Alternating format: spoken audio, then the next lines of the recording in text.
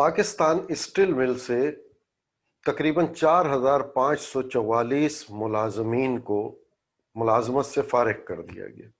कल एक खबर नजरों से गुजरी और फिर एक खत जो पाकिस्तान स्टील मिल के तर्जुमान की जानिब से बजरिए डाक मुलाजमीन को इरसाल किया गया, उसे पढ़ा तो उसके मुताबिक इन 4,544 मुलाजमीन को जो ग्रुप 2, 3 और 4 में शामिल थे, इनमें जूनियर ऑफिसर्स भी शामिल है और बहुत बड़ी तादाद में फायर ब्रिगेड का अमला, सिक्योरिटी का अमला, माली, स्कूल टीचर और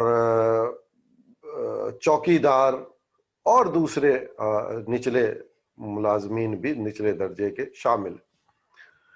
अब स्टील मिल के मुलाजमीन का आज नेशनल हाईवे पे धरना रहा, ट्रैफिक बंद रहा, एहतजाज किया जा रहा है और उनका मुलाजमीन का कहना है कि पाकिस्तान स्टील मिल को एक जमाने से जब ये राग अलापा जा रहा है कि वो खसारे में है, तो जो करप्शन हुई, जो खुर्द-बुर्द हुई, जो वाजिबात बाकी हैं, उनका कोई एहतसाब नहीं किया गया और एक सीधा सा रास्ता चुना गया कि मुलाजमीन को उनकी मुलाजमत से फारिग कर दिया जाए।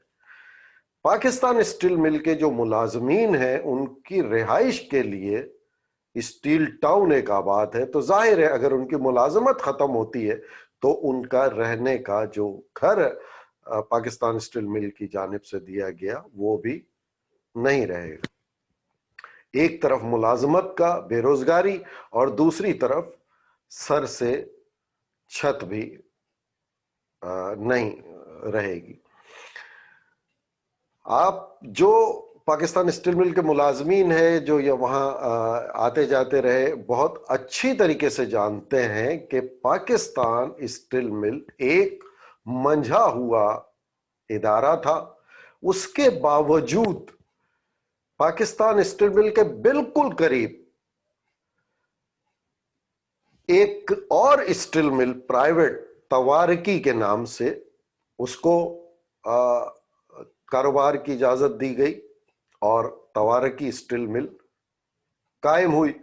फिर यहाँ ये भी हुआ कि पाकिस्तान स्टील मिल का वहां पर मटेरियल चोरी करके पहुंचाया जा रहा है, इस तरह की भी खबरें। फिर वो तवारकी स्टील मिल भी बंद हुई और अफसोस के पाकिस्तान स्टील मिल के होते हुए हुक्मरानों की तवज्जो तवारकी स्टील मिल की बहाली पर लगी रही और यहां पाकिस्तान स्टील मिल को बंद कर दिया गया।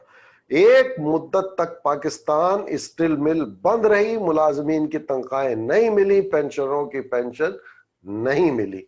आज तक मुलाजमीन के पिछले वाजिबात बाकी हैं। अब मुलाजमीन को जो 4,544 मुलाजमीन को मजीद फारिग किया जा रहा है। एक खबर में मैंने कुछ अरसे पहले पढ़ा था, जब सुप्रीम कोर्ट में केस लगा था तो कमोबेश वहां तादाद बताई गई थी 9,844 या इस तरह कोई तादाद बताई गई थी और वहां ये कहा गया था कि तकरीबन 8,744 मुलाजमीन ये ज्यादा है, 1,000 मुलाजमीन की गुंजाइश पाकिस्तान स्टील मिल में है। अब मसला यह है कि जब पाकिस्तान स्टील मिल अपने पूरे आबोताब से चल रही थी, जोगबन पे थी, तो दूसरी उसके बिल्कुल बराबर में तवारकी स्टील मिल को क्यों बनाया गया? फिर स्टील मिल पे से तवज्जो हटा दी गई, फिर पाकिस्तान स्टील मिल बंद हो गया, तनख्वाहें रुक गई, वाजिबात रुक गए। कहते हैं कि जब पाकिस्तान स्टील मिल की चिमनी से धुआं निकलता है तो ही लोगों के घरों के चूल्हों में आग जलती है। तो वो जब चिमनी बंद कर दी गई और अब जो लोगों का रोजगार छीन लिया गया, तो इससे बहुत से मसाइल जन्म लेंगे। जैसा कि मैंने बताया कि उनसे उनके मकानात भी वापस लिए जाएंगे। جو اس طرف آنا جانا رہا ہے بہت اچھی طریقے سے جانتے ہیں کہ پاکستان اسٹیل مل صرف پاکستان اسٹیل مل ایک ادارہ نہیں تھا، بلکہ اس کے ماتحت اور کئی ادارے بھی بہت اچھے سے چل رہے تھے، جن میں 100 بیڈ ہاسپٹل جو بالکل اسٹیل ٹاؤن سے کے قریب ہے بہت اچھا۔ پھر پاکستان اسٹیل مل کی جانب سے بنایا گیا قائد اعظم پارک، جو ایک بہت وسیع علاقے پر تھا، وہ ایک تفریح کا بہترین ذریعہ تھا اور وہ بھی آمدنی کا ایک بہترین ذریعہ تھا۔ اس کے علاوہ پاکستان اسٹیل مل کے اسکول، پاکستان اسٹیل مل کا کیڈٹ کالج بھی واقعہ ہے جس سے آمدنی حاصل کی جا سکتی ہے۔ لیکن افسوس کہ ایک بہت بڑے ادارے کو، ایک بہت بڑے شعبے کو بند کیا گیا، اور اب ملازمین کا بھی یہی کہنا ہے کہ جو خرد برد ہوئی، جو کرپشن ہوئی، اس کا احتساب کر کے اس کا پیسہ واپس لانے کے بجائے ملازمین کو فارغ کرنا کہیں کی دانش مندی نہیں ہے۔